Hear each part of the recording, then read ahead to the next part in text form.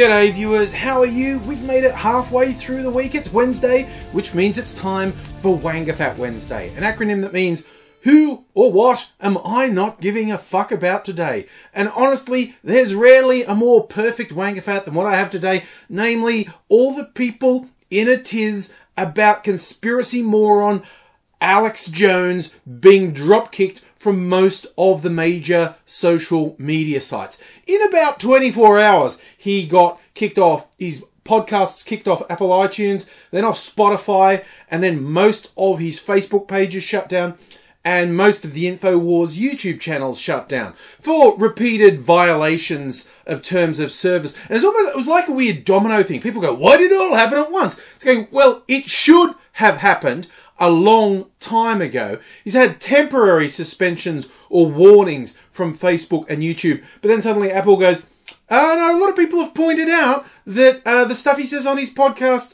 that's on iTunes is against terms of service, and we just realised they're right. So he's gone. And it's like the others went, fuck, someone finally had the balls to act. Shit, now we look bad. Quick, get rid of him. We've got the evidence. He's got the track record. And indeed, he had, or InfoWars had uploaded material in just the last week that was in clear contravention of the terms of use of all of these sites.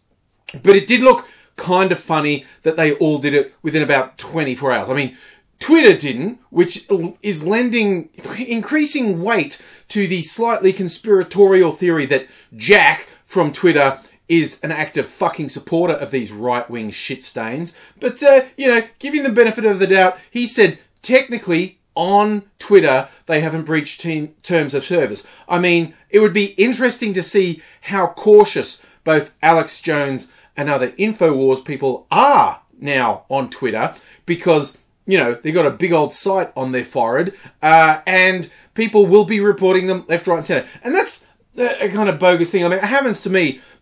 The fuckhead trolls who make attack videos on me and tell their scum fuck followers to fucking mass flag all things. I mean, I know I'm no James Gunn, but yes, I've had people trawl through tweets years old and say, oh, I find that offensive. Look, he told that person to fucking kill themselves. Oh, that's terrible. It's like, well, the person in question didn't actually kill themselves, so apparently it didn't do any damage, but you can end up in Twitter jail really easily. Hopefully InfoWars will get there. But watching people get into, I mean, it's one thing for anyone stupid, fucked in their head enough to be an active supporter of Alex Jones and InfoWars. You'd expect them to get all worked up because their whole existence is conspiracies that don't exist. So when he's punished for straightforward fuckery, it's like, oh, it's a conspiracy. It really isn't. Although, I will actually give him a few points, because there was the announcement just in the last week or so, it was a secret that got revealed, that Google was actively working with the Chinese government to develop a censored search engine that would work in China, which, really throws their whole don't be evil thing way out the window, although they did that years ago. But Jones tied getting shut off these sites directly to collaborating with communist China. Okay, completely unrelated, but points for clever and, connecting dots to things that aren't connected, because that's exactly what his supporters like. And that was actually reasonably shrewd, that one. But, and it's not sick or evil like the stuff that he honestly should be in jail as far as I'm concerned. Of all his lies, of all his scumfuckery, the attacks on the parents of children killed at Sandy Hook is the worst. They're having repeatedly called it a hoax, and his followers have been encouraged by his words to continually harass these parents. Parents who have already been through basically the worst thing a parent could imagine, then get harassed by InfoWars freakazoids, and many of them have had to move repeatedly. One of the people inspired by Jones has actually been jailed for the repeated harassment. And Jones is facing lawsuits for defamation from a number of cases, but from Sandy Hook parents. And, I mean, while it's fun that him getting kicked off probably permanently from Facebook and iTunes and Spotify and YouTube, I really want these lawsuits to work and to win. I want him to be sued into oblivion because he's a garbage, vile person who trades in lies, and he hurts people. He is going to get someone killed. He pushes that ridiculous shit like Pizzagate that resulted in some disconnected from reality individual showing up at the pizza place in question with a fucking gun. And it is literally only a matter of time till Jones and the other InfoWars liars get someone killed. This stuff has real world consequences. And it's hilarious when you see, like, Jones is trying to defend himself in these defamation court cases, and his primary defense is, well, no reasonable person would believe what I say. And this is basically what he did when he was having a child custody hearing as well, which he lost. Hopefully he loses these lawsuits as well. But it's basically, this is what does my head in with people who defend him and follow him and believe him. He just shits in their face all the time. His whole scam is just to get people whipped up, tied into his conspiracies, and then he sells them shitty supplements that do nothing. It's just this massive fucking scam to sell things, and he just sucks people in, and then he literally publicly shits in their face going, no reasonable person would believe these things I say. I say it for entertainment.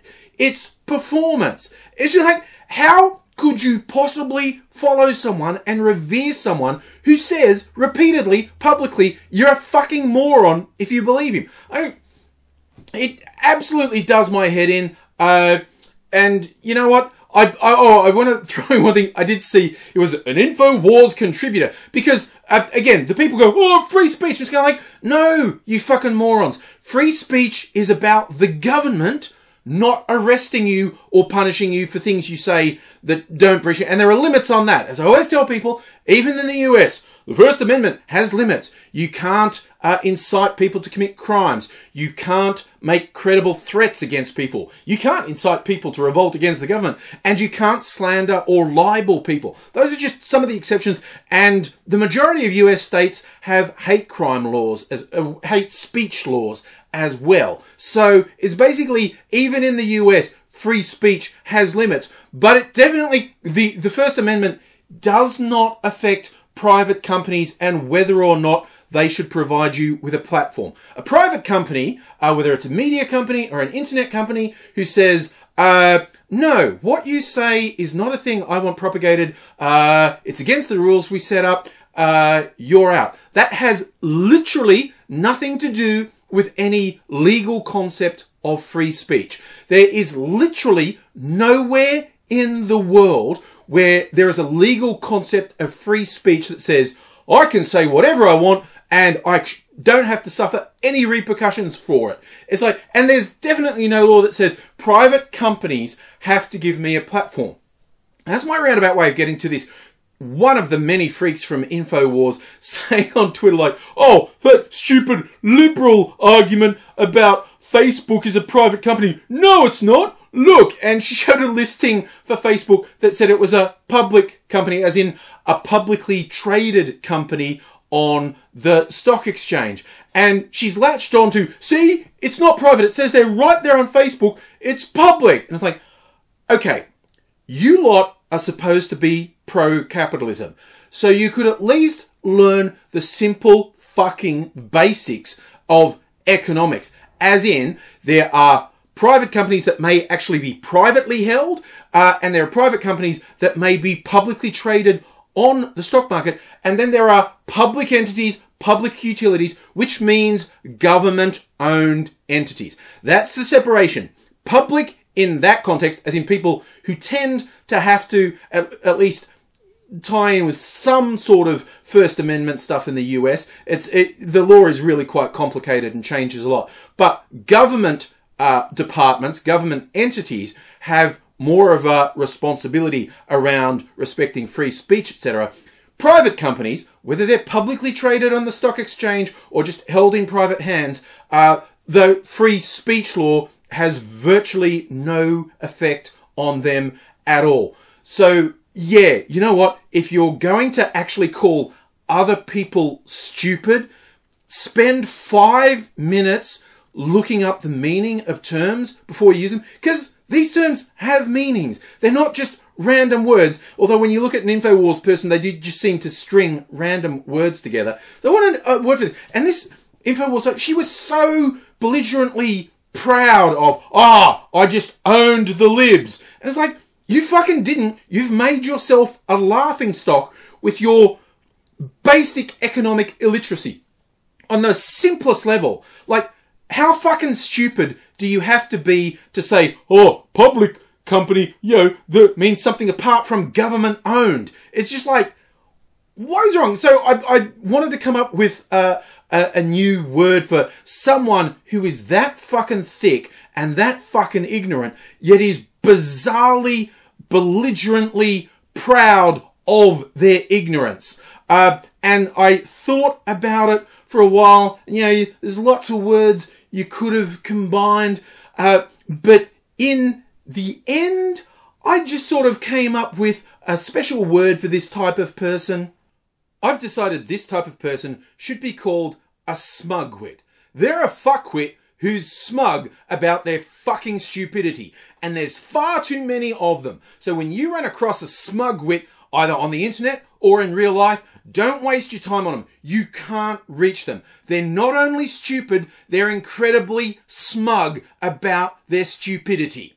They're smugwits.